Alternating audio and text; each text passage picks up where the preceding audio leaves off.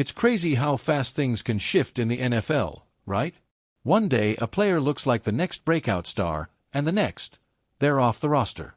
Fans pour their hearts into these guys, believing they're watching the beginning of something special. But here's the truth no one likes to admit: the NFL isn't built for sentiment. The Chiefs' offseason has been full of quiet, strategic tweaks, moves that don't grab headlines but could change the shape of the roster by September.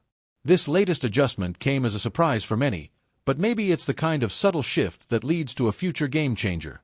After all, how often do we see overlooked players become training camp darlings and carve out roles? This new signing might just be that next storyline. Just a few days ago, Kansas City parted ways with Justin Ross at his own request, ending an experiment fans had hoped would pay off big. And now, stepping into the open spot on the 90-man roster is none other than Hal Presley. A name not many knew last week, but one that's already stirring curiosity. At 6 feet 2 inches and 210 pounds, this former Baylor Bear brings size, speed, and just enough mystery to make him worth watching. Could this be the underdog story we've been waiting for? Presley's journey has already had its fair share of twists.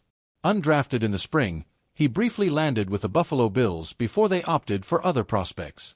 Now, Kansas City gets its shot to mold him into something special. But let's be honest, the Chiefs' wide receiver room isn't exactly empty. With Tyquan Thornton and Jason Brownlee already creating buzz, and undrafted names like Elijah Badger and Jimmy Holiday fighting for attention, Presley has a steep hill to climb. Still, isn't that what makes football exciting? It's not always the first-rounders who steal the show. Sometimes it's the guys who slip under the radar, work their tails off, and force coaches to take notice. Presley may be one of those players, or he may be another name on a long list of training camp.